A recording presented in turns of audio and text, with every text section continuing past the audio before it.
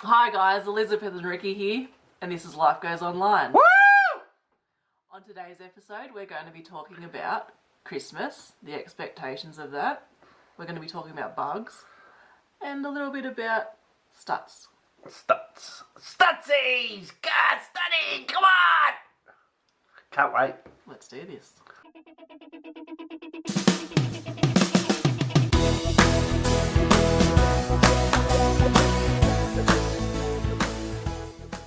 Hello, Mummy.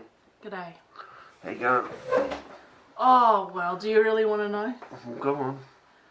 Well, we're coming closer to Christmas. Oh, no, not Christmas. What's wrong with Christmas? It's just a lot of expectation. Expectation for what? Bad relationships? No, I just mean like... What's this? We could have cleaned that before we started. Yeah. Oh, go on. Just a lot of expectation around like Having fun. Having to cook. We have to cook Yeah, presents. yeah. So, would you feel better if we got on top of it? No, I'd feel better if we just went, nah, we're out. Yeah.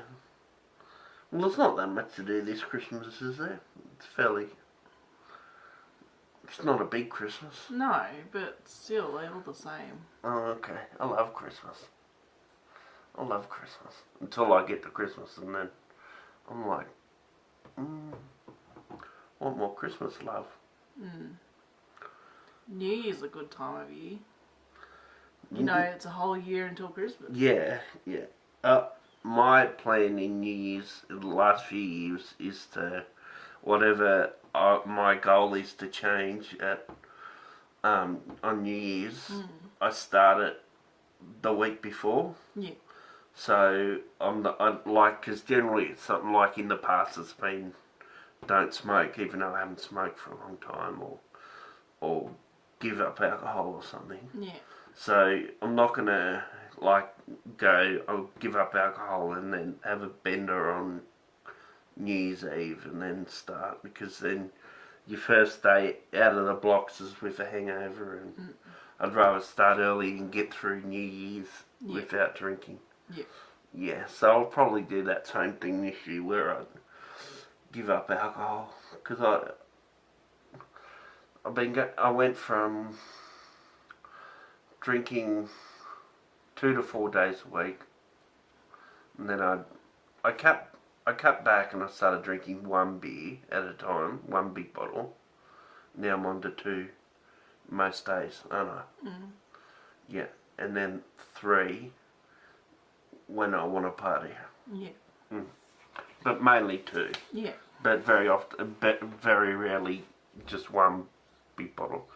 But it's like I've increased my need for it. So it's going to be interesting to see if I'm able to actually quit. Yeah. When I have more of a dependence now. Yeah. Because I'm doing it every day. Yeah. Last year I got a calendar. I bought a calendar off Etsy that one of my friends made. Yeah. And it has a habit tracker on it. And I only kept the habit tracker going for the first half of the month of January. Oh, I thought you were going to say first half of the year. No, but having said I was that... going to say, that's still pretty good. But No. first half of the month's terrible. Go on. But having said that, I walked every day for half of the year. Yeah, until you got COVID. Until I got COVID. Yeah, you did really well. Yeah. And your mental health's been great, hasn't it? Fantastic. Well, I mean, we good. can't overstate it, but you know. Yeah. And but the thing is my 3 things that were on my habit tracker, right? Yeah. Because you can write 3 things that you want to track. Yeah. And I wanted to read the Bible. Yeah. I wanted to brush my teeth every night. Yeah. And I wanted to walk. Anywho, now we've come to the end of the year. Yeah. And I went to the dentist a couple of weeks ago. Yeah. And he's told me some serious news that I have to get my wisdom teeth removed. Yeah. And that I've got some cavity problems. Yeah. And so since I've seen him, I've been brushing my teeth every night bar one. Have you? Yeah. Oh, and I've wow. even started flossing. Yeah. Yeah, well, Do we own floss? we've had it for years. We've Yeah, never yeah, had yeah. anything No, to I'm, do with it. I'm just being stupid. And so I've had to do that. Yeah. And I've been reading my Bible regularly because Have you? I've been feeling like I've needed to. Yeah, I noticed your Bible sitting on your bed there. Yeah. And what was the other thing? Oh, I'm going for a walk. I've been feeling like I've needed to do that too to be able to be okay with my mental health. So it's funny how these three things I wanted to do at the start of the year, they've just become like I have to do them now. Okay. Because I'm old and... It's funny, I get to the end of the year and I go into party mode and just let loose a little and just drink a bit more, just party a bit more, just have more fun. Yeah. And you're all uptight and anxious about Christmas and yeah, and I have to get things prepping done. the year. I have to get things done for the rest of the year. Yeah. That hasn't been done earlier in the year. That I think, oh, once Christmas comes, everything's shutting down, so you got to hurry up and get things done. Yeah. Different strokes. Different strokes for different folks. I just go into holiday mode like I'm still in school. Yeah. That 6 weeks, except that 6 weeks for me starts in the start of November. That's my party mode. Well, the thing is this time of year has historically always been an issue for me. Yeah. In more recent years, because of my mental health, because when it's summertime, my mental health plays up. Yeah, you go manic. Yeah, generally. And then previous to that, before I had my mental health diagnosis, summertime was always a stressful time for me. Because I couldn't swim, and summertime's when everyone's having pool parties, and you have to start thinking about getting into the swimming carnival at the start of the next year. It's funny the things you get anxious about. It's very anxiety-riddled. And so this time of year has always been like Yeah, I never liked swimming season, not because I couldn't swim, it's because I was really skinny and I never wanted to take my shirt off. Yeah. And it was anxiety, like, oh, I don't want people to say, look at him. Yeah. Skeletal. Yeah. I watched Stutz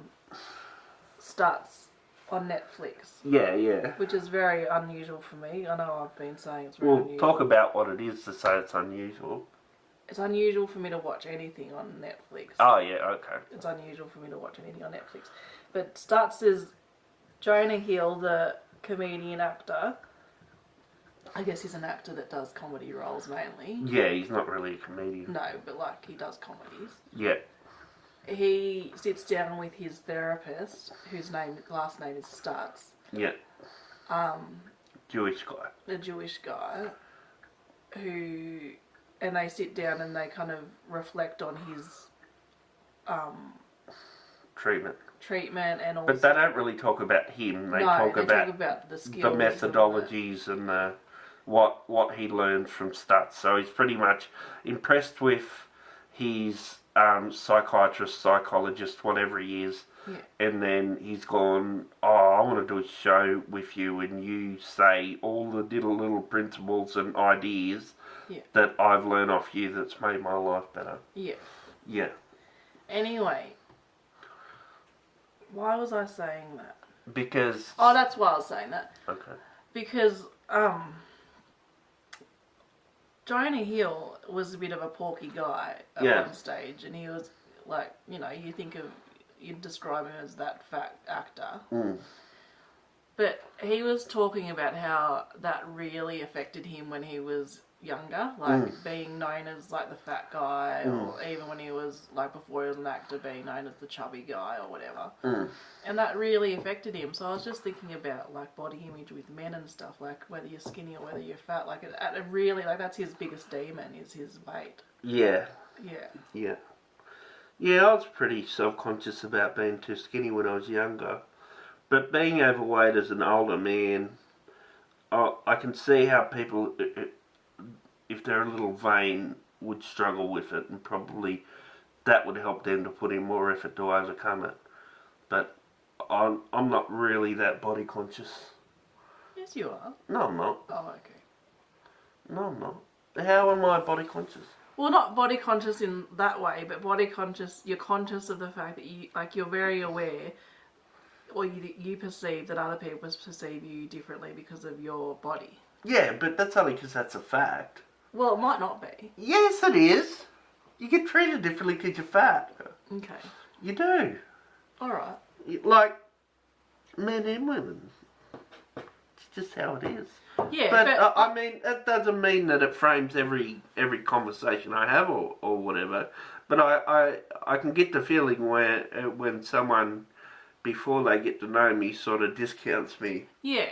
Because, or I show them a bit of my personality and they assume that I'm a dumb fat guy, and then I sort of, they've assumed that I'm a sort of a, because of the way I dress and the way I look and all that, they've assumed certain things about the sort of person I am, and then when I speak or whatever, they're like, oh, yeah, that's not right. And some people even get angry.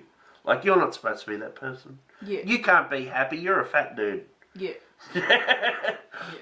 You can't be. It's like what's the word? Where you got too much confidence. Yeah. That sort of attitude. Yeah. Like if there's a woman at a cash register and you're nice to her. Yeah, like, it's like, who are you to be nice to me? Yeah, and they think you're cracking onto them because you're giving them, showing them friendliness. Whereas if it was a guy that was in a suit that was all trim, they'd be like, oh, hello. Yeah. But it's like, But I'm aware that but I'm not like, I don't look in the mirror and go, No, I don't think you do that. But I was just saying what I said. I know I make jokes with you about me being a fatty and that sort of thing, and you try and, I don't even see your weight, Ricky. But I don't. Yeah, that's fine. But I'm saying I do that. But I know that as an older male who's already snagged his trophy and is in a good relationship, I'm not too worried about my image in the public. Yeah. Yeah. Although I think I'd get more views on YouTube if I was a bit more chiseled.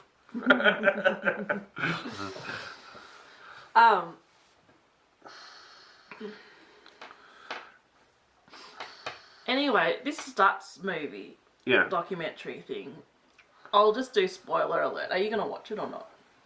Don't know, probably not. Well, I'll do spoiler alert. So, about halfway through the program, Jonah Hill goes to Stutz. Look, I've just got to be honest with you, mate. I've been lying to you for the last 2 years. And he says, I've been saying that this documentary has been going all well, but I've been actually really worried about it because I don't think it's going so well.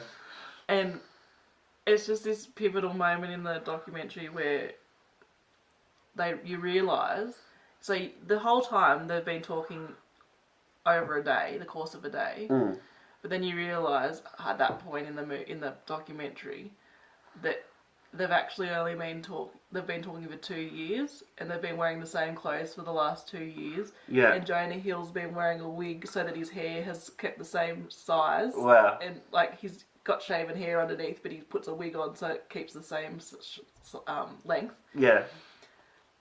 So for 2 years they've been filming, but it just looks like it's been the course of a day. Yeah. And then he takes off his wig, and the back screen, the green screen comes up, and you realise they're not even in his office because you think you're in Stutz's psychology room. Yeah.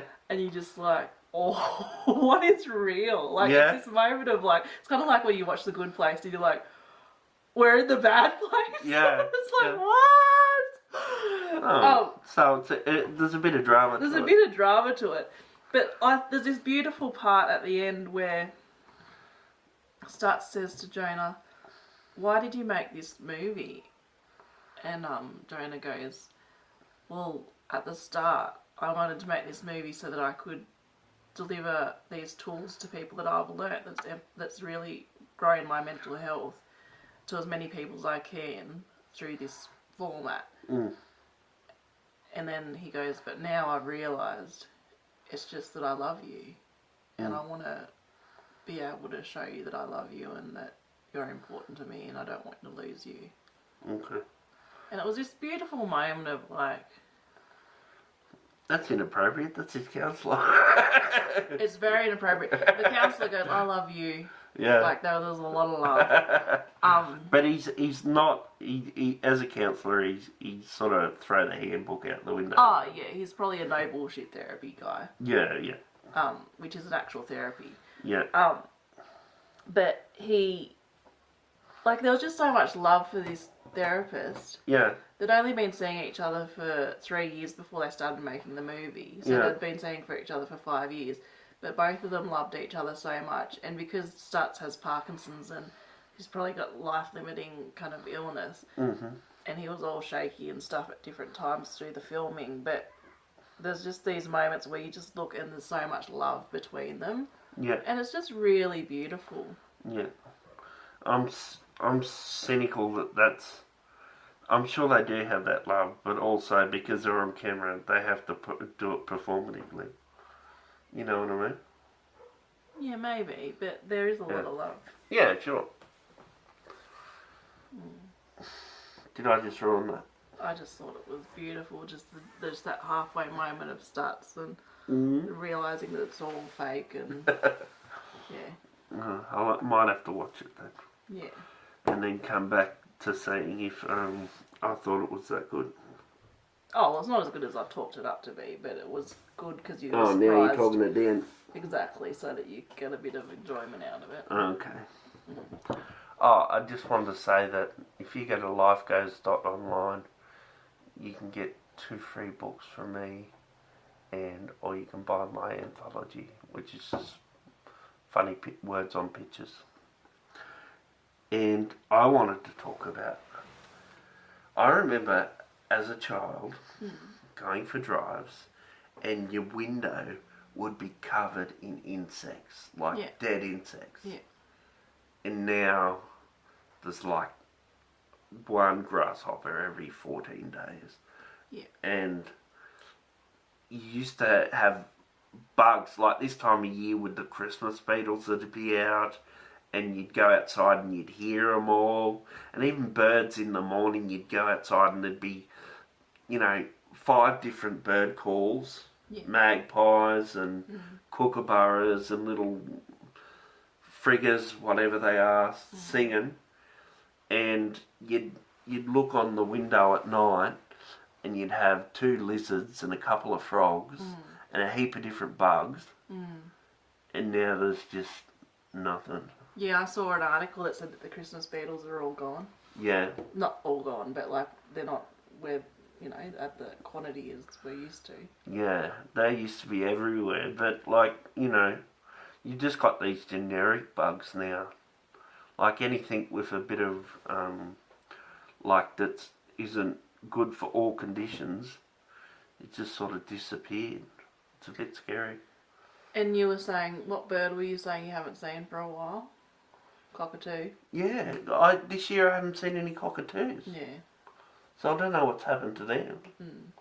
Normally you hear them, and there'll be big bunch flying past, going from one part of the river to another. It's a bit of a worry.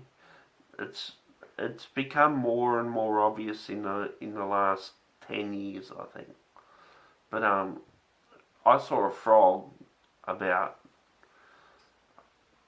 2.5 months ago, and that was out on your dad's property, but I don't, where are the frogs gone? So I don't know whether it's the chemicals that we're spraying our crops with or whatever, or just habitat loss, but it's a shame. Like, it's good that you go outside and you're not, like you can turn the light on at the back at night and not have 1,000 little gnats flying around, so that you don't get the bother. But like, I haven't even seen a cockroach in the house lately. I have. Yeah. But I remember back in the day, like when I was a kid, remember those big dirty bug zappers, those lanterns? Yeah, yeah. And you just hear all like... Yeah. It was scary, Yeah. Yeah. You don't need one now, hardly. No. Yeah. It's a worry. I saw a big grasshopper or locust on the back of our door yesterday. Yeah. Yeah. But the variety and the quantity of animal life, even going for a walk, you just don't see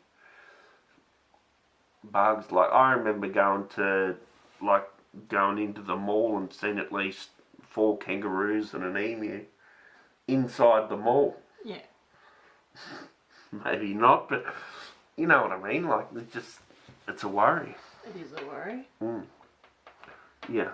With that breakdown, it's going to break down somewhere else too, isn't it? Yeah, well, I don't know. Oh, last episode, which no one really watched, but I talked about Adam Conover, which is a guy who does Adam Ruins Everything, or he did, and he talks about all this stuff and what's really going on. And I just wanted to give him a shout out and to go and search his YouTube channel and subscribe to it, because I think the guy is just totally switched on. Another thing I want to talk about. I've always had this thing. I've sort of overcome it now in the last 5 years. But like whatever sort of thing I'm addicted to, whether it's cannabis or alcohol, that I need it to be creative, and I feel more creative, and like when I'm on it. Yeah. And it turns out that they did a study. And I know people from my younger years, when I was a young adult, that would do stuff and they'd only do it stoned or whatever because they thought they were better at it. Yeah. When they did it stoned, like play basketball or stuff like that. And it turns out consuming cannabis doesn't boost your creativity. All it does is make you feel more creative. So the output's not better, it's just your reflection on the output. Yeah. Which I talked about in another episode where I thought that was the case. But this is actual study that proves it. So are you saying, because it's a little bit, there's two different things that I'm thinking, well, I'm just trying to understand what you mean. Is it that it inhibits your, it stops your inhibitions so you go and do something, or is it that you actually think it's better than it really is? Yeah, so just say if you were playing basketball, because you're stoned, you feel like you're playing better. Yeah. So when you finish, you think, oh, I'm a better basketballer when I'm stoned. Okay.